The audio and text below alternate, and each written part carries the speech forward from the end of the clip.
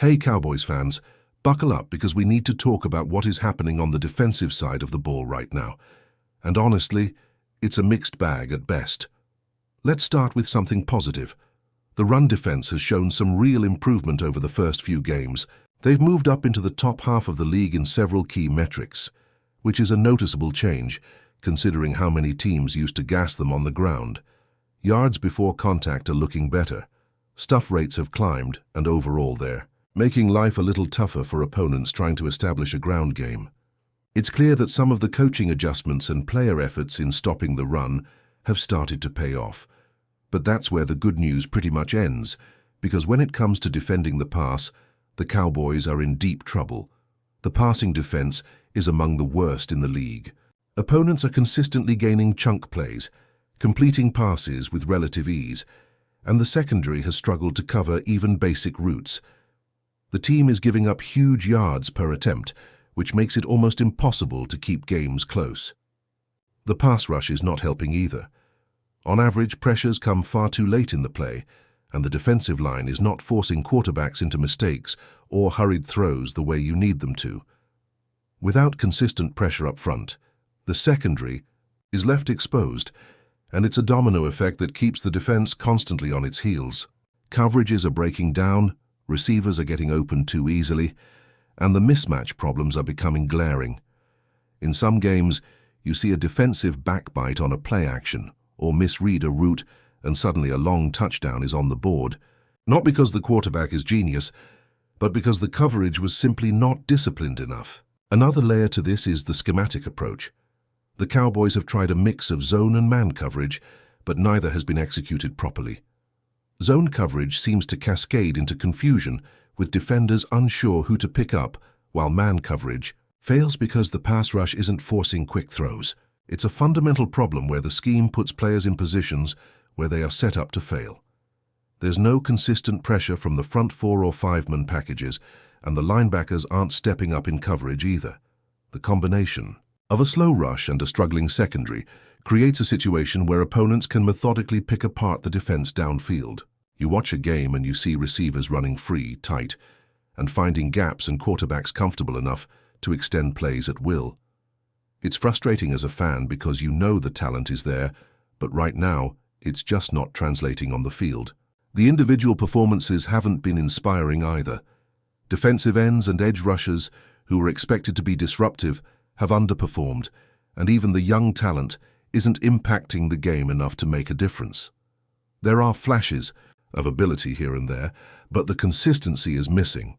The defensive tackles have held their ground against the run fairly well, which is part of why the run defense has improved.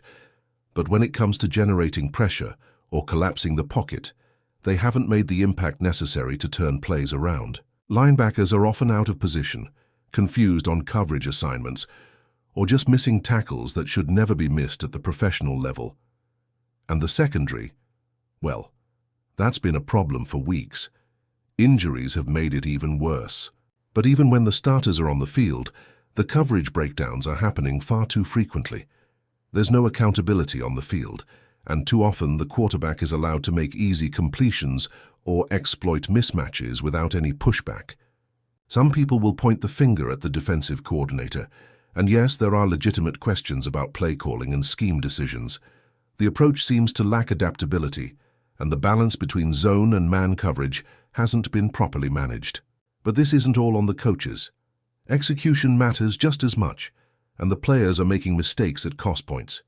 It's a combination of factors, schematic choices, lack of pressure, breakdowns and coverage, and missed assignments that has created the defensive struggles. Even when adjustments are made mid-game, the execution is rarely clean enough to make those adjustments matter. It's a complex web of issues where no single factor can be blamed entirely, which is why evaluating the defense is so frustrating. Now the tricky part is considering personnel changes mid-season. There are no obvious replacements ready to step in and run the defense if changes were made. The assistant coaches are largely part of the same defensive tree, and promoting from within doesn't guarantee improvement. The secondary coach, linebackers coach, or defensive line coach could theoretically step up, but the track record hasn't shown that any of these assistants can turn this group around immediately.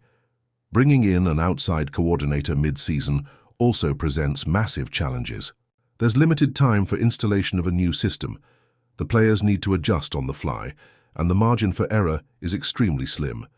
Even if a high-profile coach were available, implementing a new scheme in the middle of the year is risky and could backfire. That's why, despite the poor performance, it's unlikely the team will make any mid-season staffing changes. Looking deeper at the defensive struggles, the root of the problem is both structural and executional. Structurally, the defensive front isn't generating pressure without help. The linebackers are failing to cover the middle of the field adequately, and the secondary is under siege. Executionally, players are missing assignments, failing to communicate effectively, and giving up explosive plays at inopportune times. It's a recipe for constant pressure on the defense, and while the run defense has been a bright spot, it cannot compensate for the breakdowns in the passing game. Until these issues are addressed, opponents will continue to exploit weaknesses. Quarterbacks will have time to survey the field, and big plays will continue to pile up. The Cowboys' defensive woes are amplified by the fact that key players are not performing to expectation. Star players are having inconsistent games. Younger players are struggling to adapt to the speed of NFL play, and injuries have created holes that the rotation cannot fully cover. The result is a unit that looks disorganized, confused, and reactive rather than proactive. When a defense is constantly chasing the opponent, it wears down over the course of a game and exposes further vulnerabilities. This is why the front office and coaching staff need to find ways to balance the talent on the field with a scheme that maximizes their strengths. Because right now, the current approach is failing to do either. Even in situations where the run defense is effective, the lack of pressure and the poor coverage in the secondary means that opposing offenses are still able to capitalize with big passing plays. Football is a game of balance, and you can't rely solely on one aspect of your defense while neglecting another. The Cowboys have shown glimpses of competence against the run, but if the passing defense doesn't improve, those gains will be negated by giving up explosive plays through the air.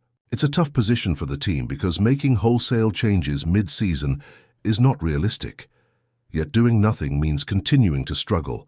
Fans are frustrated, players are frustrated, and the margin for error in every game is slim. The conversation about responsibility is complicated. Coaches are accountable for the overall scheme and the adjustments during the game, but the players are responsible for executing assignments. When both sides falter, the result is a defense that looks unprepared, undisciplined, and incapable of sustaining stops. And this isn't a matter of talent alone. This is about preparation, communication, and the ability to perform under pressure. The Cowboys have the tools to succeed defensively, but the current combination of coaching decisions and player performance has created a situation that is frankly unsustainable if it continues at this pace. Now let's talk about what could actually be done to turn this defense around, because right now, it's obvious that the Cowboys cannot continue like this. The first thing you have to consider is personnel utilization. There are talented players on the roster who are simply not being put in positions to succeed. The defensive line has some bright spots, but the alignment, stunts, and assignments need to be smarter. You need to create matchups where your best pass rushers can attack one-on-one situations or at least have clear lanes to force the quarterback into hurried throws. Right now, too often, the defensive front is playing reactive football. They're waiting for the snap to see what develops instead of dictating terms, and that hesitation allows the quarterback extra time to survey the field and exploit mismatches. In the NFL, a fraction of a second can make the difference between a sack and a 20-yard completion, and the Cowboys are losing that battle repeatedly. Linebacker play is another area that demands immediate attention. Assignments are being missed, reads are slow, and communication on the field is inconsistent. Some games, a linebacker is in perfect position to stop a run, and the next play he's out of place entirely. This inconsistency kills momentum and erodes confidence across the defensive unit. Young linebackers can improve with coaching and repetition, but they need clear instructions, simplified responsibilities, and defensive calls that play to their strengths. At the same time, veteran players must hold themselves accountable. You can have the best scheme in the world, but if players fail to execute at the required level, it won't matter. Right now, it's a combination of poor execution, missed assignments, and a lack of cohesion that's making the defense look completely disorganized. The secondary has been perhaps the most glaring problem. Injuries have hurt, but even with starters on the field, the coverage has been subpar. Too often, cornerbacks are giving up separation on short and intermediate routes. Safeties are late to reads, and communication between the two units is failing. Man coverage isn't aggressive enough. Zone coverage is poorly executed, and the timing on rotations is off. When the pass rush fails to apply pressure, the secondary has to cover longer. And this is where fatigue and mistakes begin to snowball. Opposing quarterbacks are reading the coverage pre-snap and adjusting routes accordingly, which makes it even harder for defenders to react correctly. The entire system depends on complementary football, but right now the complement isn't there. Pass rush, linebackers, and secondary aren't functioning as one unit. They're fragmented, leaving massive vulnerabilities. One of the biggest challenges is coaching. While firing a defensive coordinator mid-season seems like an obvious answer, in reality, it's far from simple. There are no obvious replacements who can step in and immediately run a functional defense. The internal assistants are mostly in the same tree and haven't proven themselves capable of calling plays at this level. Promoting one of them might offer continuity, but continuity alone won't fix the mistakes or improve the lack of pressure and coverage breakdowns. Bringing in an outside coordinator mid-season is a logistical nightmare, not only because the system would need to be learned quickly, but also because the players have already been conditioned to a certain way of playing. Drastic changes without time to adjust often make matters worse. The Cowboys are in a position where the staff must optimize the current personnel and scheme rather than rely on a mid-season overhaul. It's a delicate balance between accountability, instruction, and tactical adjustments, and doing it correctly requires leadership and buy-in from the entire team. Despite these challenges, there are some areas where improvements could be made immediately. Defensive alignments need to be adjusted to create confusion for the opposing quarterback. Blitz packages must be smarter and timed better, and coverage responsibilities should be simplified in ways that allow defenders to play fast and confident football. Communication must improve, and players need to understand when and how to adjust on the fly. Film study is essential, but it has to translate into real-time execution on the field. Right now, the disconnect between preparation and performance is one of the main reasons explosive plays are consistently allowed. But before we continue, don't forget to subscribe to our channel and give this video a like. Your support helps us keep bringing you the latest updates on the Dallas Cowboys. Feel free to share your thoughts on the news in the comments as well. In what could be the blockbuster move of the offseason, whispers around the NFL have finally solidified into confirmation. The Dallas Cowboys have reportedly struck a deal with the Cleveland Browns, bringing star pass rusher MYLES GARRETT to Big D. Sources close to the team suggest that negotiations have been intense, with the Cowboys pulling out all the stops to land one of the league's most feared defensive forces. Fans and analysts alike are buzzing at the implications of this move. Garrett, known for his explosive first step and relentless pursuit of quarterbacks, instantly elevates the Cowboys' defensive line, which has struggled at times to dominate opposing offenses. The buzz in Dallas is electric. Social media timelines are lighting up with speculation about how Garrett's presence will reshape defensive schemes and open opportunities for other playmakers. Meanwhile, the Brown side of the story is equally intriguing. While the team will feel the loss of Garrett's game-changing abilities, insiders hint at strategic considerations behind the trade. The Browns are reportedly looking to stockpile draft picks and younger talent, signaling a possible rebuild or a shake-up designed to create a deeper, more versatile roster. Speculation is rampant about who the Browns might target next and whether this trade marks the beginning of a wider roster transformation. Rumors suggest the terms of the deal include multiple draft picks and potential player swaps, though exact details remain murky. Still, the very notion that Garrett could don Cowboys uniform has fans imagining what could be a nightmare matchup for NFC East rivals. Analysts are already projecting a defensive resurgence for Dallas, with Garrett's presence potentially pushing the team into Super Bowl contention.